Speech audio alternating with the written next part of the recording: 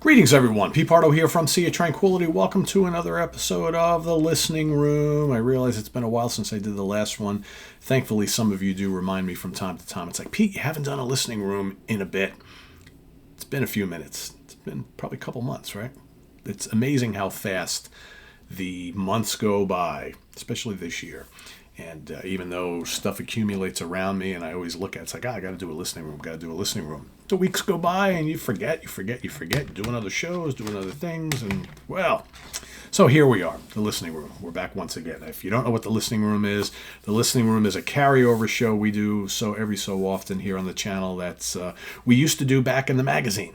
Back when we were a print publication, right? We used to have the listening room where everybody would list some stuff that they're listening to in their free time that may or may not have anything to do with what we're listening to or doing for the channel. Back then, the magazine, right? So it's like if we were, busy reviewing prog albums and interviewing progressive metal artists and doing an editorial on death metal bands, right? In our listening room could be, we're listening to 52nd Street by Billy Joel, and we're listening to the Zebra's first album, right? Whatever. It could be, it's just stuff that we're listening to, that we've bought, that we're checking out, that has really nothing to do with what we're planning on doing here for the channel. Or in some instances, it might, right?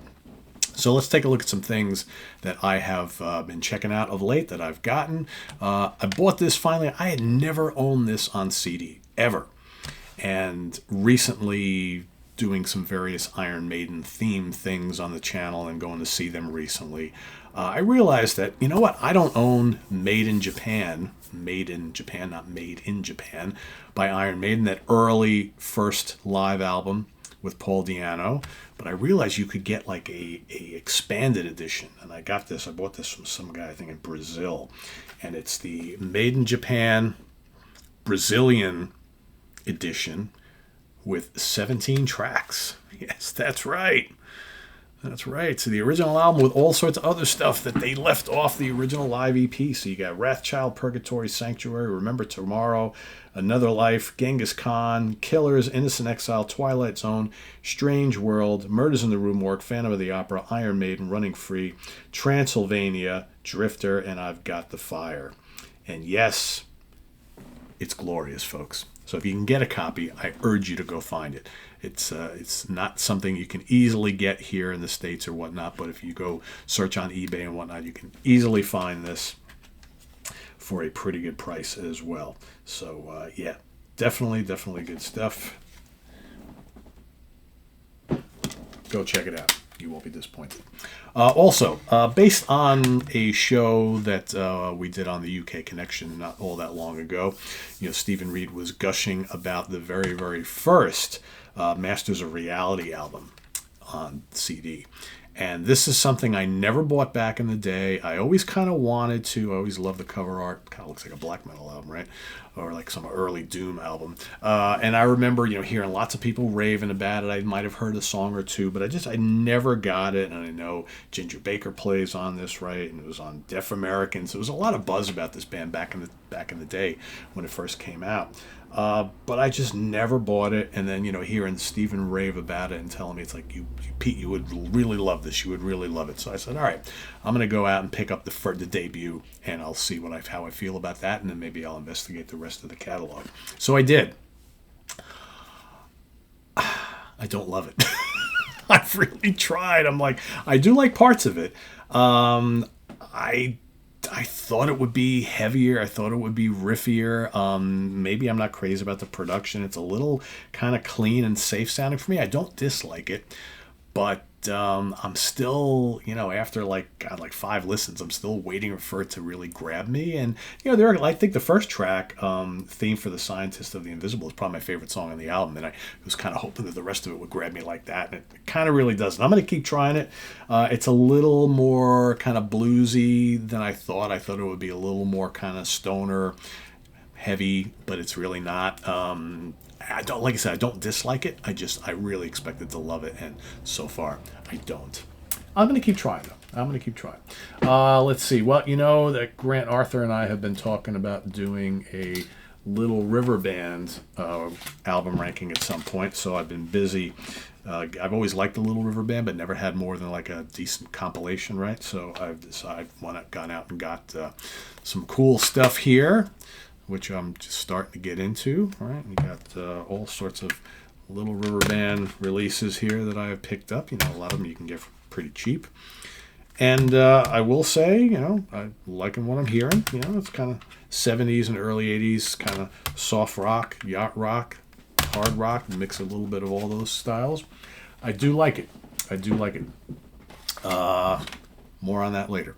How about Mikhail Urbaniak Fusion 3? Great recommendation from Mr. George LeMay. Gotta love that fusion stuff, right? Absolutely. You all know I'm a big fan. So anytime I can fill in little holes in my collection, I certainly will do that. Speaking of fusion and jazz rock, I've been getting all sorts of additional things from Ken Golden on the East Wind label. This is kind of like Japanese jazz rock. Here we got Terumasu Hino live in Nemuro.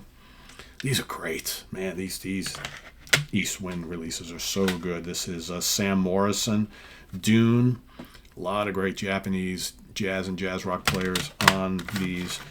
Here we've got Reggie Lucas, Survival Themes. This is great because I was a big fan of Reggie Lucas's guitar playing in the Miles Davis group in the early mid-70s during that kind of real avant-garde funk period. Excellent stuff. Kosuki Mine, Sun Shower. Excellent stuff. Here we've got Mikio Masudo, Mickey's Mouth. And we've got Ryo Kawasaki, 8 Mile Road.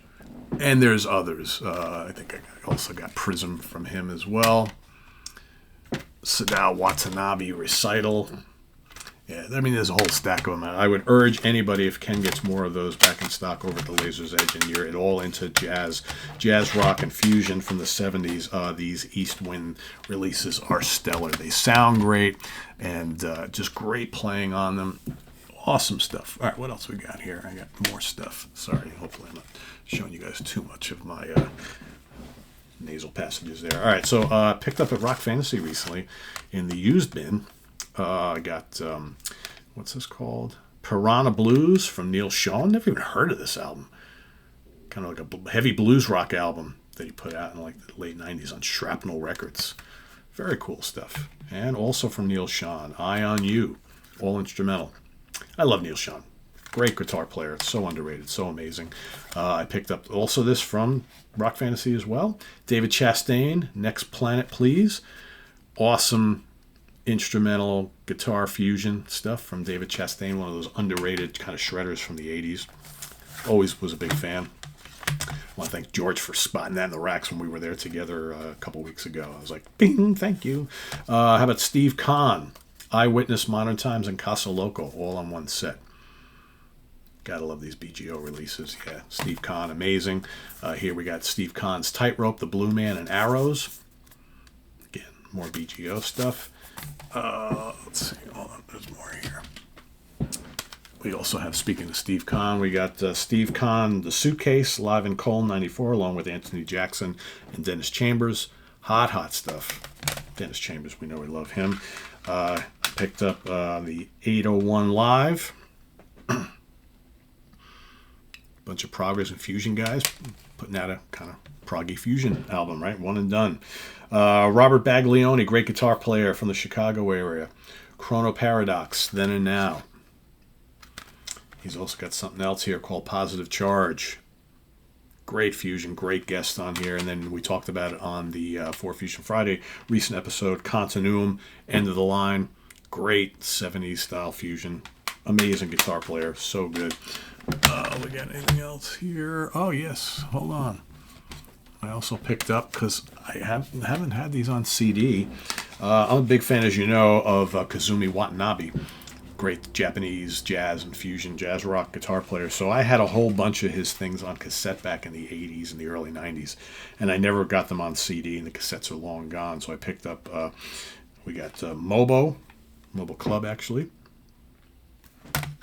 Picked up Mobo Splash. I love these back in the day. So happy to be able to get these. I also got the Spice of Life, which I also had on cassette. I have the Spice of Life 2 on CD. Now I got both of them. And Tochika also. And I got one more on the way. I ordered Mobo as well, but that's, like I said, I think it's coming from Japan. So waiting a little bit for that. But what else? What else do we have here? I picked up from Ken. Got some cool kind of like boots. I got Zappa live in Vancouver, 1975. Awesome stuff. 2-disc set. Here's the track list right there, if you can kind of see it. Got Jeff Beck, Carlos Santana, and Steve Lukather live in Japan. Yeah. 3 amazing guitar players. 2 discs covering all sorts of ground on that. Very cool. I've been trying to get a little bit more on my Incantation collection. So we got, so for all you death metal fans, I got Sect of Vile Divinities. Also picked that up at Rock Fantasy. And I got Diabolical Conquest. So beefing up my Incantation collection a little bit. And for those of you asking, Pete, will you be doing an Incantation ranking? Yes, at some point.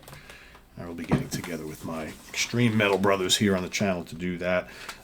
Also picked up some additional Autopsy. Got Macabre Eternal. Got Mental Funeral. And Morbidity Triumphant.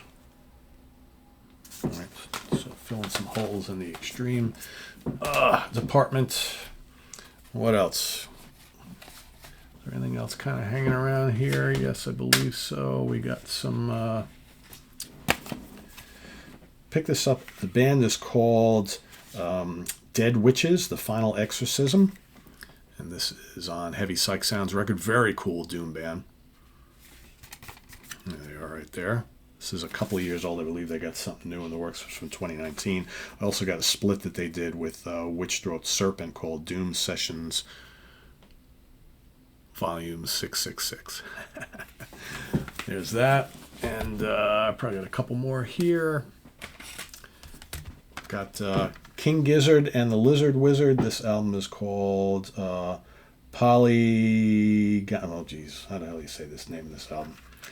For those of you who are fab. Polygondwana Land. It's pretty cool. I've been hearing a lot of talk about King Gizzard and the Lizard Wizard.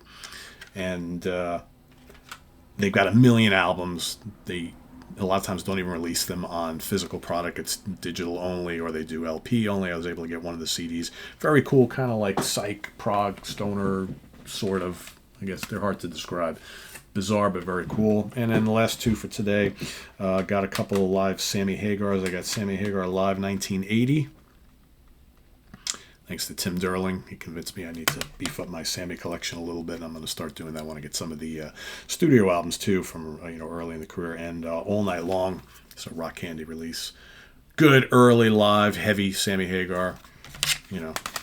Unfortunately, neither album is very long, but they do contain some good stuff, and there's good action-packed hard rock on there. So, yeah, that's what I got for today. So, thanks for watching. Visit us on the web at www.seatranquility.org. We're on Facebook. We're on YouTube all together all the damn time. I'm trying to think if there's anything else here. I mean, most of the other stuff that I'm also kind of listening to still is like stuff that I'm reviewing and talking about.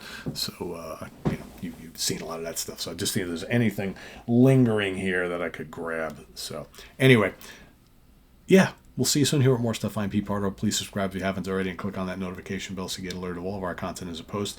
And please do hit the like button before you leave. Down below is all the links that you can help out the channel so we know what they all are. And we'll see you soon here with more stuff. Got plenty of programming coming, so stay tuned here on the channel. And we'll see you then. Take care. Bye-bye.